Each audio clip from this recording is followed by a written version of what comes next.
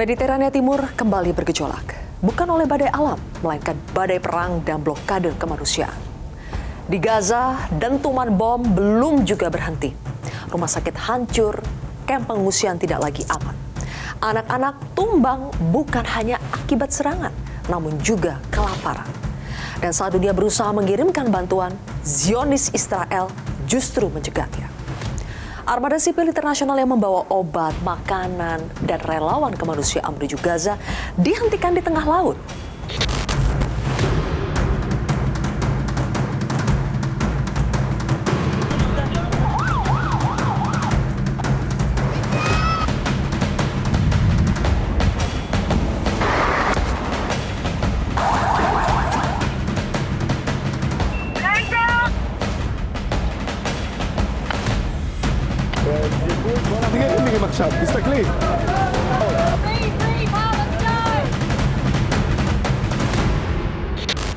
Operasi militer Israel terus berlanjut di berbagai titik. Serangan udara dan operasi darat dilaporkan masih menyasar wilayah padat penduduk Palestina. Organisasi Kemanusiaan Internasional berulang kali menyebut kondisi Gaza sudah berada di titik nadir. Sekretaris Jenderal PBB Antonio Guterres pernah menyebut Gaza telah menjadi kuburan bagi anak-anak dan ladang pembantaian. Pernyataan itu menjadi gambaran betapa parahnya kondisi sipil di wilayah terkepung ini.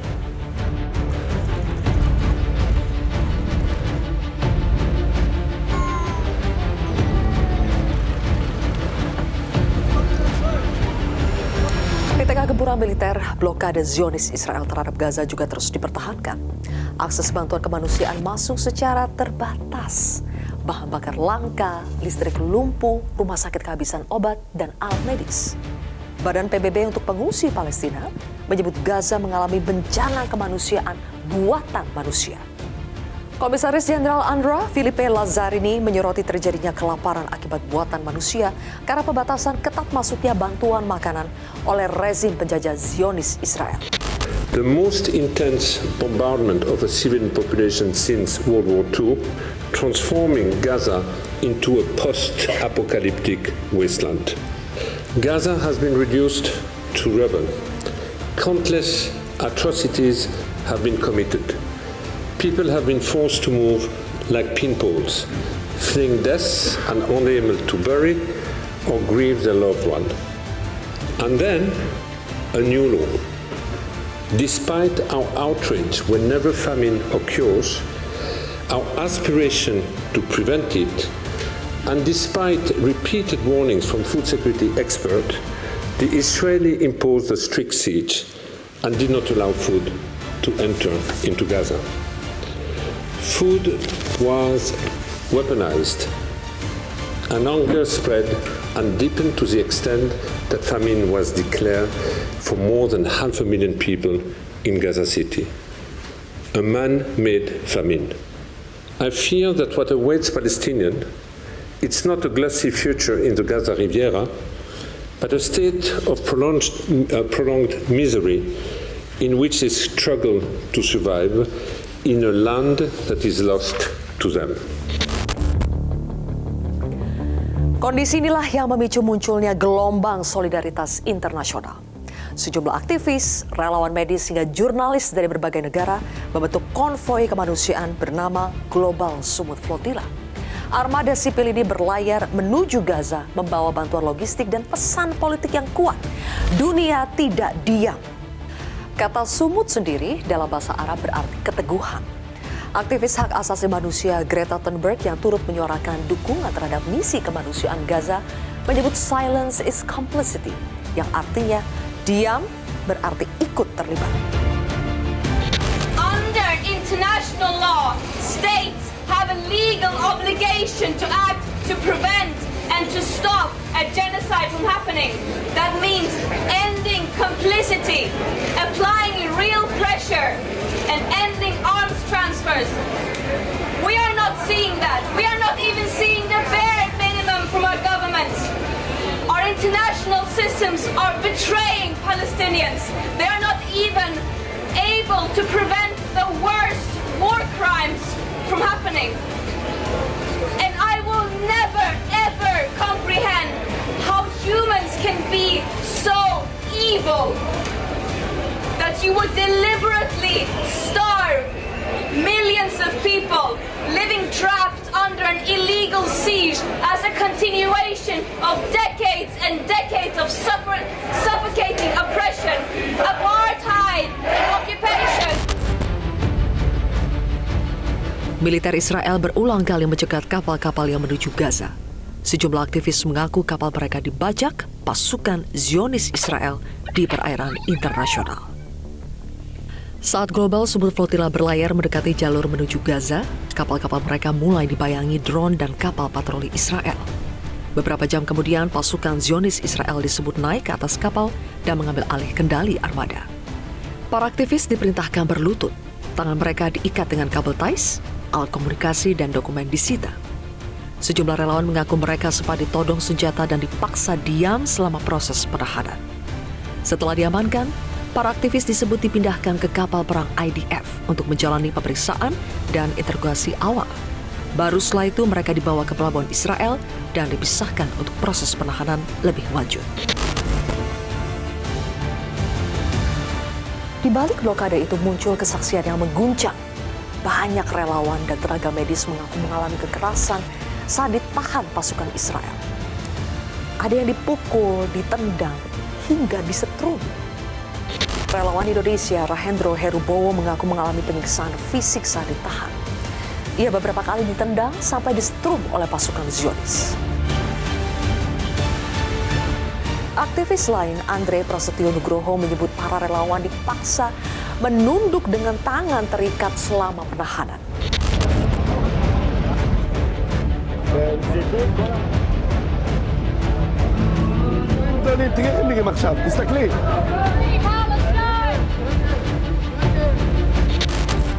Lebih mengerikan lagi, muncul laporan dugaan kekerasan seksual dan penembakan terhadap warga sipil.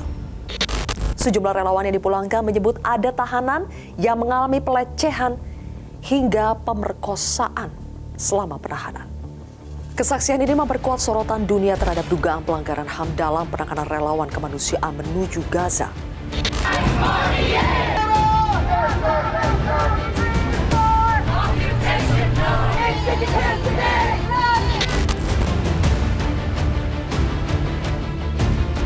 Gelombang kecaman terhadap Israel kini tidak lagi segera berupa protes jalanan. Sejumlah negara mulai mengambil langkah diplomatik yang lebih tegas terhadap Zionis Israel.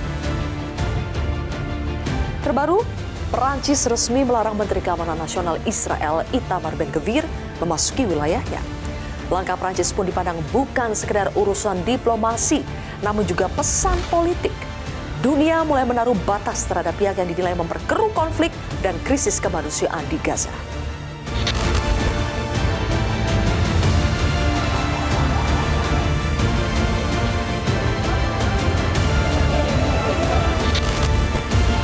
Di tengah fokus dunia ke Gaza, Israel juga terus membuka front perang di Libanon. Serangan udara Israel berulang kali menghantam wilayah Libanon Selatan, Beirut Selatan, hingga kawasan perbatasan. Targetnya posisi yang diklaim terkait Hizbullah. Namun seperti di Gaza, serangan ini juga memicu korban sipil dan gelombang pengungsian baru. Pemerintah Libanon menyebut ribuan warga terpaksa meninggalkan rumah mereka akibat baku tembak dan serangan udara yang terus berulang.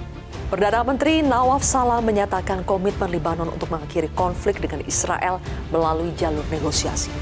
Langkah ini disebut sebagai upaya menjaga stabilitas dalam negeri, sekaligus mencegah meluasnya konflik yang berpotensi memicu gejolak internal di Libanon. وسنستمر في العمل من أجل وقف هذه الحرب التي لم تكن خيارنا وتأمين الانسحاب الإسرائيلي من كامل أراضينا واسترجاع كل أسرانا ومن أجل إعادة إعمار قرانا وبلداتنا المدمرة وعودة أهلنا النازحين الآمنة إليها وتمكينهم من العيش فيها بكرامة وأمان. ولهذا فإننا مستمرون بجهودنا لوقف الحرب وفي مقدمتها المبادرة التي قدمها فخامة الرئيس للتفاوض لوقف الحرب وتمكين مؤسسات الدولة الشرعية من القيام بدورها الكامل في حماية لبنان واللبنانيين جميعا. Hingga kini Gaza masih terkepung, bantuan masih tersendat. Serangan masih berlanjut dan konflik terus melebar ke kawasan lain. Seberapa jauh dunia akan membiarkan krisis kemanusiaan ini terus berlangsung? Dan ketika kapal bantuan pun dicegat di tengah laut, masihkah kemanusiaan punya jalan menuju Gaza? Inilah kontroversi selengkapnya. Gaza terkepung, bantuan dibendung. Bersama saya, Zilvia Iskandar.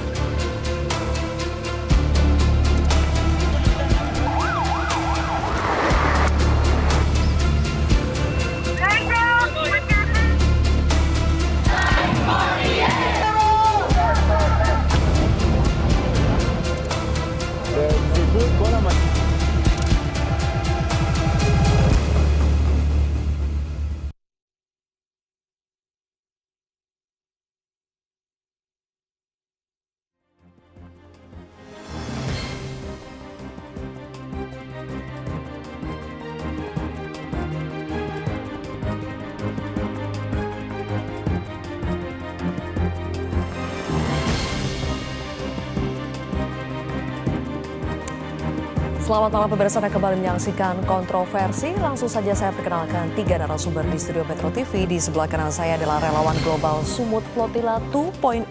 Ada Pak Herman Budianto. Pak Herman, selamat malam. Selamat kembali ke tanah air. Kemudian juga ada peneliti senior Indo-Pacific Strategic Intelligence, Fauzia Cempaka Timur.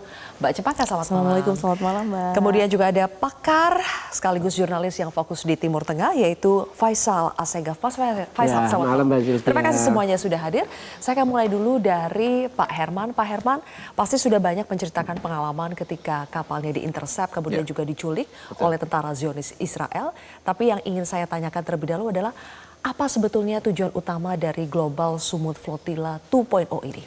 Baik, sesuai dengan narasi-narasi yang kita sampaikan, tujuan utama dari Global Sumut Flotilla adalah untuk membuka adanya blokade.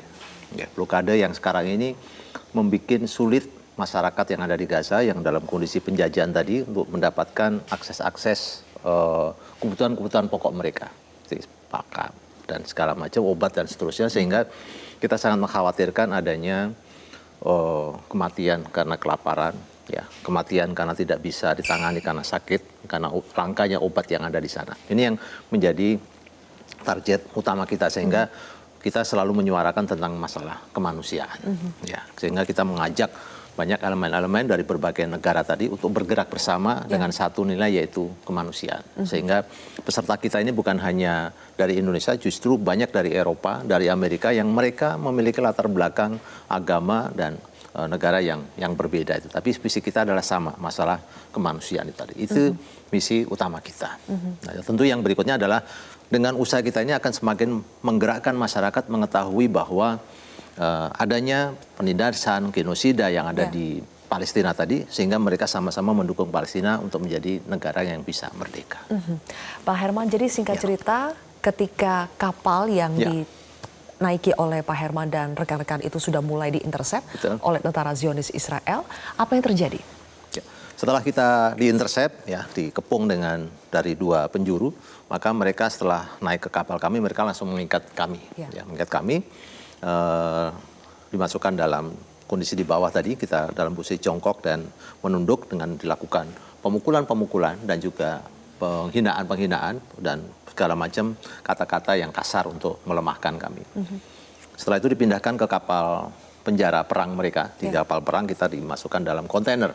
Ya, ada yang 2 hari berada di situ, itu juga sama, mengalami perlakuan yang sangat luar biasa. Ada pemukulan, tendangan, setrum, dan kesulitan yang lain termasuk disiram dengan air, kita berendam di air, kita tidur di tempat yang ada airnya basah, itu yang mereka terus lakukan kepada kami. Sehingga juga ada yang ditembak, dilempari granat kejut dan seterusnya, yang tentu itu menimbulkan luka yang cukup parah kepada para teman-teman yang diculik oleh penjajah tadi.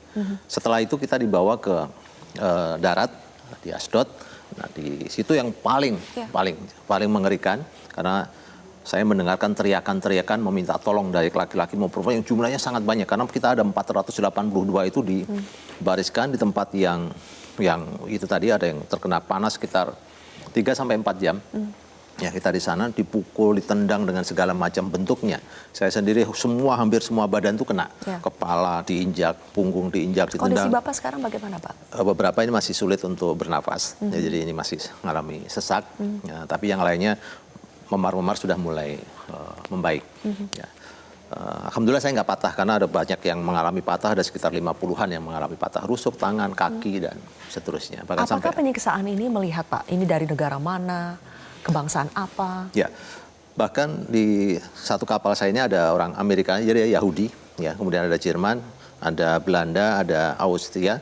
Mereka sama mengalami bertemu di tempat yang terakhir itu mengalami luka yang cukup parah gitu ya. Bahkan beberapa dari Eropa itu yang justru mengalami patah tulang, patah rusuk dan segala macam itu juga banyak dari Eropa, termasuk dari Italia, dari Spanyol dan seterusnya. Jadi mereka tidak pandang bulu, tidak Pak? memandang bulu terkait dengan asal negaranya dan usianya, termasuk apakah dia Gendernya juga laki-laki, ya? gender tidak akan dilihat. Karena justru teriakan-teriakan minta tolong dari wanita itu luar biasa yang paling pilu saya dengarkan ketika kita di Asdod tadi menuju ke imigrasi. Oke, ketika Bapak disiksa seperti itu, apakah sempat terpikir, Pak, apakah saya akan selamat atau tidak, saya bisa kembali pulang ke rumah atau tidak?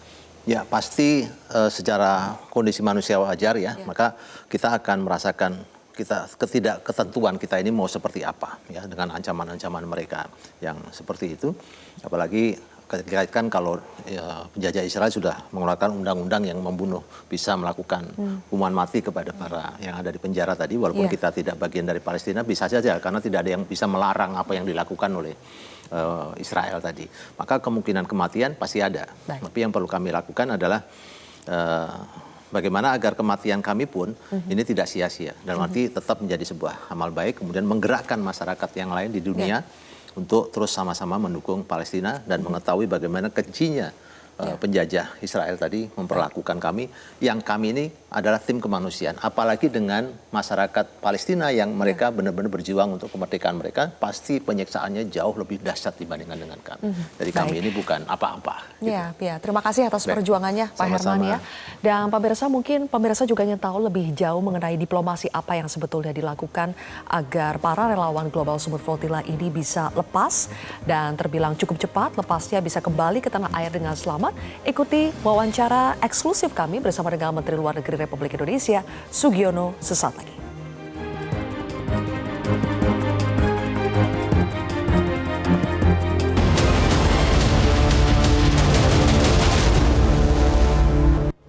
Pemirsa, tadi dalam Breaking News Metro TV, pertemuan Presiden Prabowo Subianto dengan Presiden Perancis Emmanuel Macron.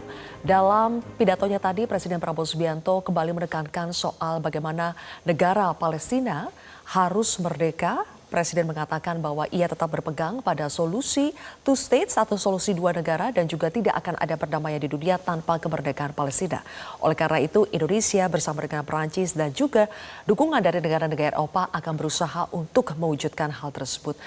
Apakah langkah konkret yang harus dilakukan untuk bisa mewujudkan apa yang disampaikan oleh Presiden tadi? Apakah memang harus dimulai dari diplomasi, mengumpulkan kekuatan-kekuatan dukungan dari negara-negara Eropa?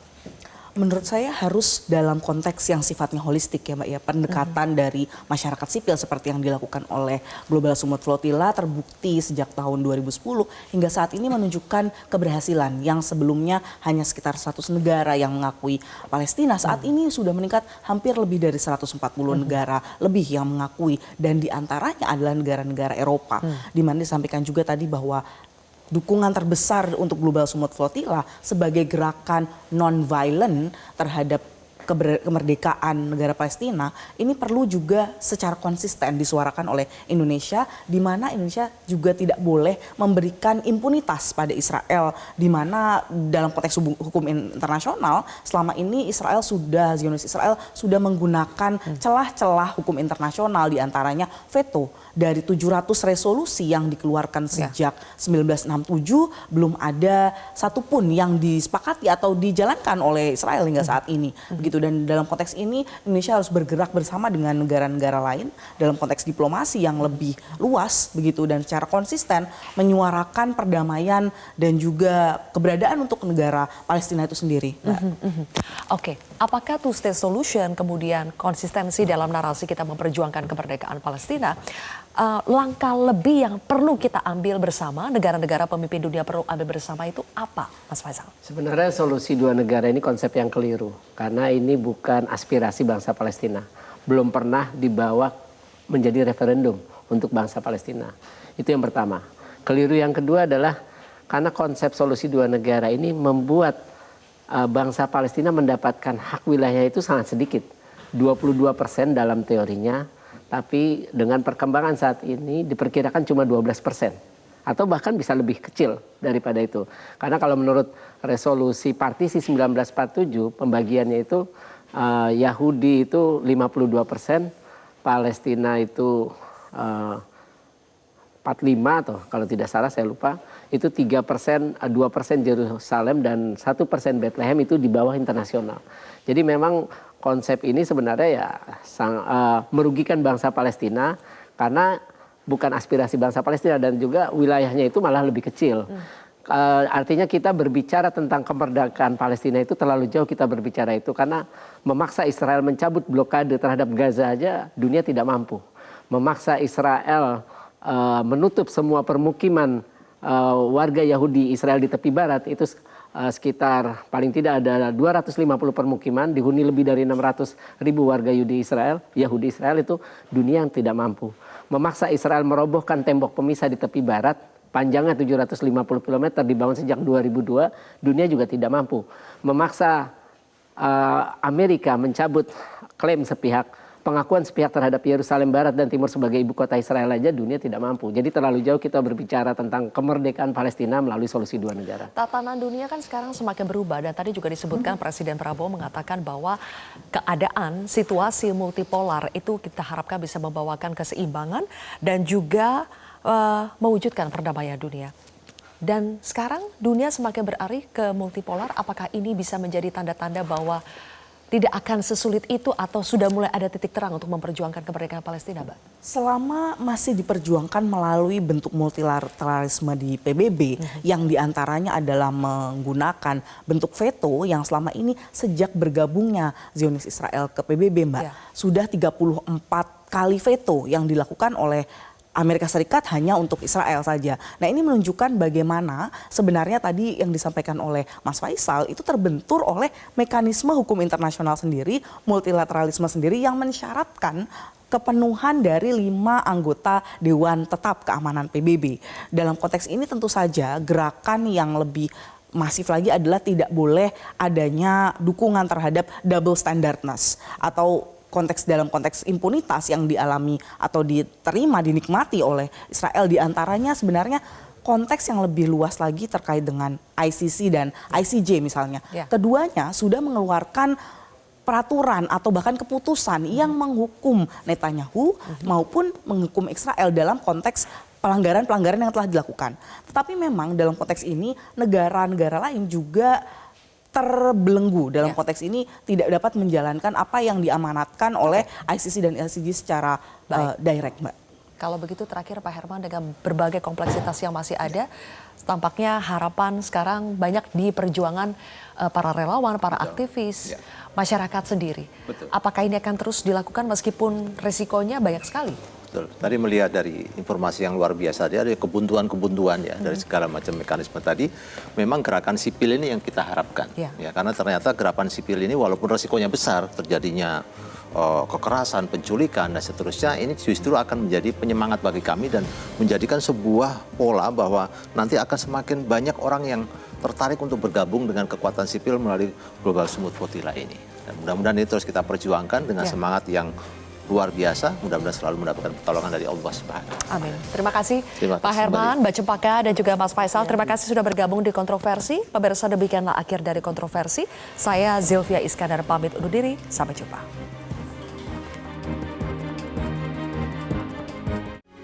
Metro TV.